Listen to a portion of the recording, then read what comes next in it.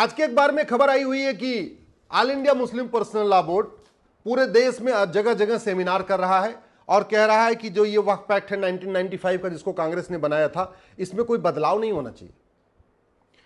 भारत संविधान से चलता है, संविधान का मतलब संविधान, एक देश एक विधान, सबके लिए समान विधान होना चाहिए। इसलिए मैंने इस 1995 वाले वक्फ एक्ट को चैलेंज भी किया है, मैटर कोर्ट में पेंडिंग है। लेकिन अब ये लोग जिद कर रहे हैं, कांग्रेस भी जिद कर रही है, सपा भी जिद कर रही है, डीएमके भी जिद कर रही है, लालू की पार्टी भी कह रही है कि नहीं, वक्फ एक्ट चलना चाहिए, इसमें कोई बदलाव नहीं होना चाहिए। तो मैं आज एक दूसरा सुझाव दे रहा हूं। ठीक है, वक्फ एक्ट चलने दीजिए, ये 1995 वाला ही चलने दीजिए, लेकिन इसी जितनी शक्तियां इसमें हैं, जितनी धाराएं इसमें हैं, जितने क्लॉजेज इसमें हैं, बिल्कुल इसी को कॉपी पेस्ट करके आप एक हिंदू दान अधिनियम बना दीजिए। जैसे वक्फ एक्ट है, ऐसे हिंदू दान एक्ट बना दीजिए। जैसे इस वक्फ एक्ट में वक्फ बोर्ड का प्रावधान है, वक्फ ट्रिब्यूनल का प्रावधान है, जितनी शक्तियां वक्फ बोर्ड को है, वैसे ही आप एक हिंदू दान बोर्ड बनाइए और वो सारी शक्तियां होनी चाहिए जो वक्फ बोर्ड के पास है। एक वक्फ हिंदू दान ट्रिब्यूनल बनाइए और वो सारी शक्तियां ट्रिब्यूनल को होनी चाहिए जो भारत में वक्फ ट्रिब्यूनल को है। इसका फायदा भी होगा। फायदा यह है कि जो हिंदुओं के मठ मंदिर मुगलों के द्वारा तोड़े गए, कब्जा किए गए, उनका मुकदमा कोर्ट से बंद हो जाएगा और वो सीधे सीधे आ जाएगा हिंदू ट्रिब्यूनल में आ जाएगा। भाई अभी मस्जिद का विवाद, मजार का विवाद, दरगाह का विवाद कहां जाता है? वक्फ बोर्ड में। कहां सुनवाई होती है? वक्फ ट्रिब्यूनल में। तो उसी तरीके से जितने मठ मंदिर के विवाद हैं वो सारे हिंदू बोर्ड में आ जाएंगे और सुनवाई होगी हिंदू ट्रिब्यूनल में। उसका फायदा यह होगा कि 1192 में जो कुतुबुद्दीन ऐबक ने दिल्ली में 27 मंदिरों को तोड़ के कुतुब मीनार बनाया था, उसका मुकदमा भी वक्फ ट्रिब्यूनल में चलेगा। 1305 में अलाउद्दीन खिलजी ने जो सरस्वती मंदिर को तोड़ के भोजशाला में वहां पे एक मस्जिद बना दिया था, वो मुकदमा भी हिंदू ट्रिब्यूनल में आ जाएगा।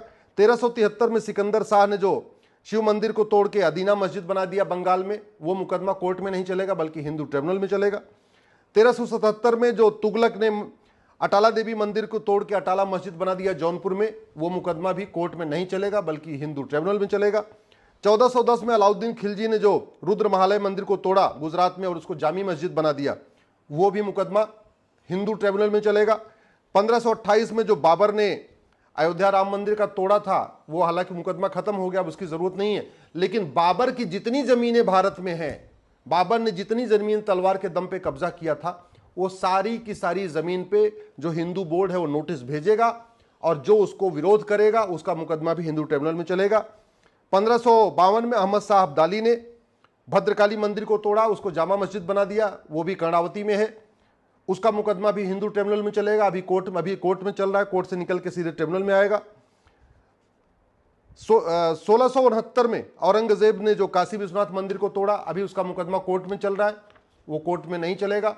विष्णु जैन जी, हरिशंकर जैन जी उसको बहस करेंगे आके अपना हिंदू ट्रिब्यूनल में, वहां से ट्रांसफर हो जाएगा। 1670 में औरंगजेब ने जो भगवान कृष्ण का जन्मस्थान तोड़ा था, उसको ईदगाह मस्जिद बना दिया, वो मुकदमा भी जो मथुरा की अदालत में चल रहा है, उस अदालत से हटके सीधे हिंदू ट्रिब्यूनल में चला जाएगा।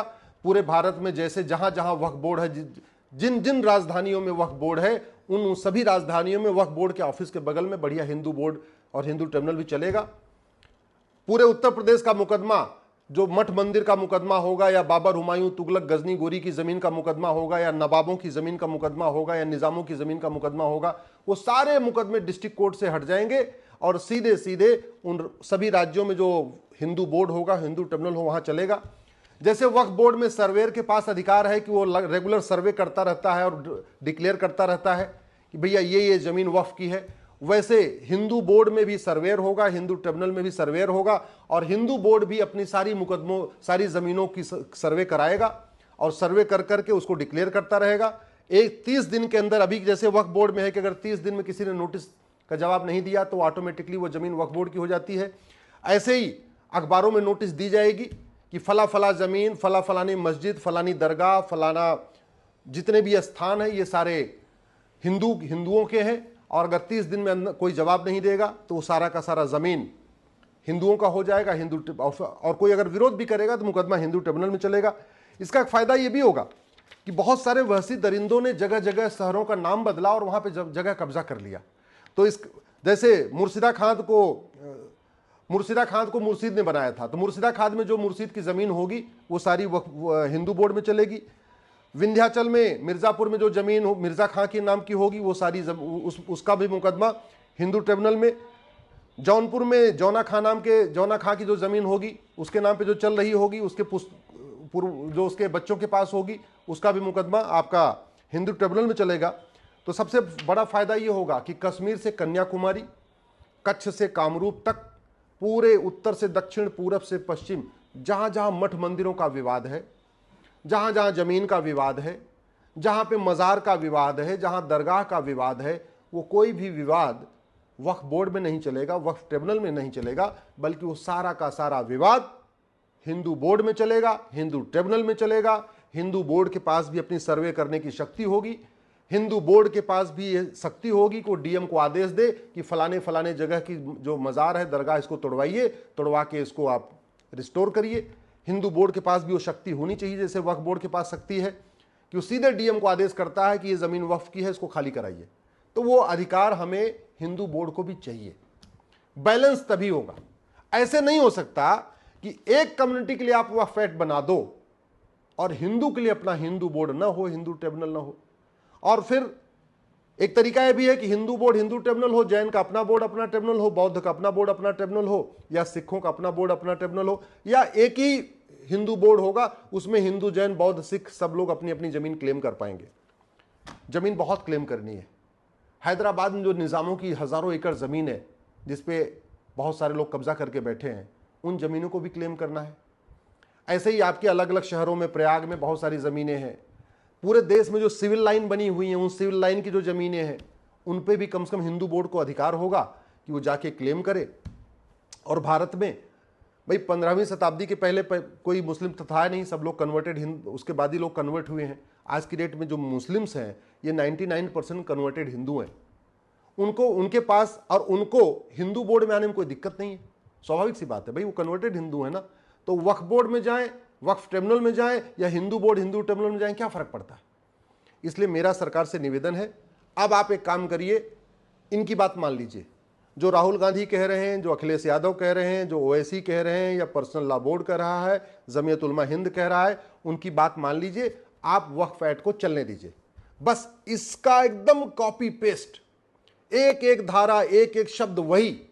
बस जहां जहां वक्फ लिखा है वहां वहां दान लिख दीजिए, जहां वक्फ बोर्ड लिखा हुआ है वहां हिंदू बोर्ड लिख दीजिए, जहां वक्फ ट्रिब्यूनल लिखा हुआ है वहां हिंदू ट्रिब्यूनल लिख दीजिए।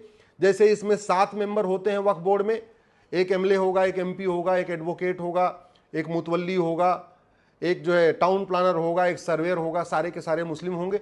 ऐसे ही हिंदू बोर्ड में भी 7 के 7 तो लोग हिंदू होने चाहिए, चाहे उसका सर्वेयर भी हिंदू, उसका एडवोकेट भी हिंदू।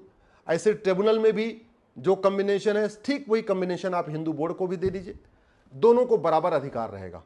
अब सवाल यह आएगा कि अगर एक ज़मीन को मुस्लिम कहते हैं ये तो हमारी वक्फ ज़मीन है, और हिंदू कहते हैं ये हमारी दान की ज़मीन है, तो मुकदमा कहाँ चलेगा। तो स्वाभाविक सी बात है, हिंदू तो यहाँ लाखों साल से रहते आ रहे हैं, हज़ारों साल से आ रहे हैं, तो मुकदमा कहाँ चलेगा, वो चलेगा वक्फ बोर्ड और वक्फ ट्रिब्यूनल में।